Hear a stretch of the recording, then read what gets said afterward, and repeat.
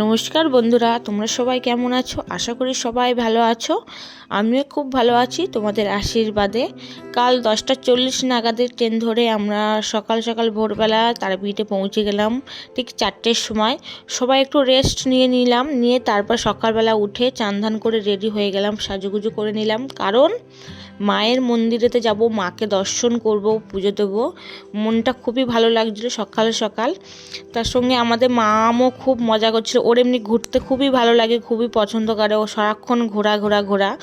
তা চলো, দেখতেই পাচ্ছ ওর খুব মজা হচ্ছে। তো মন্দিরেতে যাব, গিয়ে কতটা কি ভিড় লাইন আছে তোমাদেরকে দেখাবো, চলো সাথে থাকো।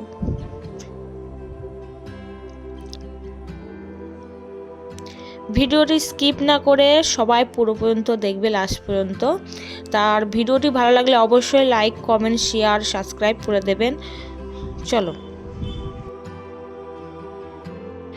বন্ধুরা, তোমরা সবাই দেখতেই পাচ্ছ সকালবেলা তাও কত ভিড় আছে এখানে।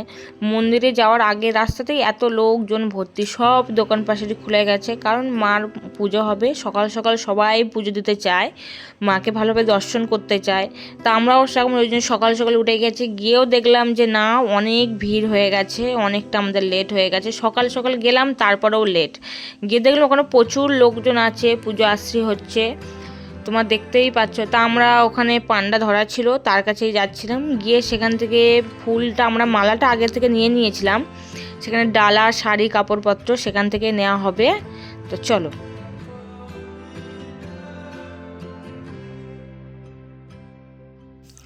আমরা ডালার ওখানে পৌঁছে গেছিলাম। তারপরে ওখানকার পান্ডা বললো যে সবাইকে একটু গঙ্গা জল দিচ্ছে, হাতটা ধুয়ে নাও। তা মার দর্শন করবে, মাকে পুজো দেবে, হাতটা তো গঙ্গা জল দিয়ে ধুতেই হবে। গঙ্গা জল মানেই শুদ্ধ, তোমরা সবাই জানো, সব পুজোতেই গঙ্গা জলটা আগে লাগে। তা আমাদেরকেও গঙ্গা জল দিল, আমরা সবাই হাত ধুয়ে নিলাম। তারপর ওখান থেকে ডালা নিয়ে নিলাম। ডালাতে উন্নি ও শাড়ি ছিল, ও প্রসাদের ছিল। আমরা অনেকের নামে পুজো দিয়েছিলাম, সেই কটা, যে কটা নামে পুজো দিয়েছি সে কটা ওরা ছোটো ছোটো শালপাতায় করে প্রসাদ আর কি মুড়ে ডালাদের মধ্যে দিয়ে ভালো করে সুন্দর করে সাজিয়ে দিয়েছিল। খুব ভালো লাগলো সেটা দেখে। আমরা বাইরে থেকে তো আগেই বললাম যে মালা ও নিয়ে নিয়েছি, দুটো জবা ফুলের মালা ও নীলকণ্ঠের মালা। তোমরা মনে করলে যে পান্ডাদের কাছ থেকে, ওখান থেকেও নিতে পারো, আবার বাইরে থেকেও নিতে পারো। কারণ বাইরে থেকে সামনে যখন আসার সময় দেখতেই পাবে যে প্রচুর দোকান আছে, সবাই মালা, প্রসাদ, ডালা, কত কিছু হচ্ছে। তোমরা যেখান থেকে যার খুশি সেখান থেকে নিতে পারো। তা পান্ডাদের ধরে সবাই পুজো দিতে তো হবে। তা আমরা ভিআইপি লাইনে ঢুকে গেলাম। ঢুকে গিয়ে দেখি সেখানে 25 মিনিট লেট, আমাদের পুজোও হয়ে গেল।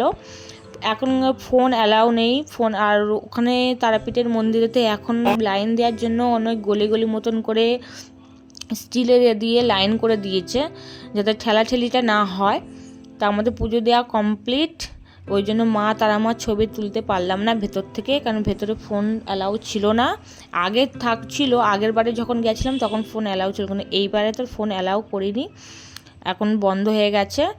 তো তোমরা বাইরে থেকে যে যাবে, বাইরে থেকে ছবি তুলতে হবে, মার বাইরে থেকে দর্শন করতে হবে। ভেতরকে দর্শন করলেও ফোনে তুলে আনতে পারবে না। আমাদের পুজো হয়ে গেছে, সবাই আমরা চলে এসেছি পান্ডার ওখানে। তা আমাদের সবাইকে টিপ দিয়ে দিচ্ছিল। তা গোল করে বড় বলছিলাম সব একটু ছোট করে দিতে, কিন্তু ওরা বললো না, মার পুজো দিয়েছো, বড় টিপ তো পড়তেই হবে, না পড়লে তো হবে না। তা আমাদের সবাইকে টিপ পরানোর পরে ওই হলুদ কালারটা সুতা ছিল, সেই সুতাটা আমাদের হাতে বেঁধে দিচ্ছিল। আমরা সবাই বেঁধেছিলাম, আমাদের মামও বেঁধেছে, ওরাকে বাঁধতে হবে। তো চলো দেখতে থাকো।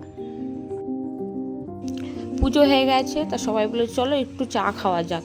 তা আমরা গিয়ে একটা চার দোকানে বসলাম। তা আমাদের মামের একটা স্বভাব আছে, যেখানেই যাক না ঘুরতে, ওরাকে একটা ব্যাগ কিনে দিতে হবে, ওর ব্যাগে পয়সা রাখবে। তা খুব ভালো কথা। আমরা চাটা খেয়ে সবাই মিলে রুমে চলে গেলাম।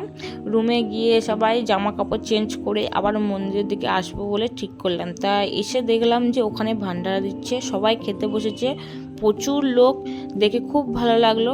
তো তোমাদেরও যদি ভিডিওটি ভালো লেগে থাকে অবশ্যই লাইক, কমেন্ট, শেয়ার, সাবস্ক্রাইব করে দেবেন, পাশে থাকবেন। ধন্যবাদ, দেখা হবে পরের ভিডিওতে। টাটা।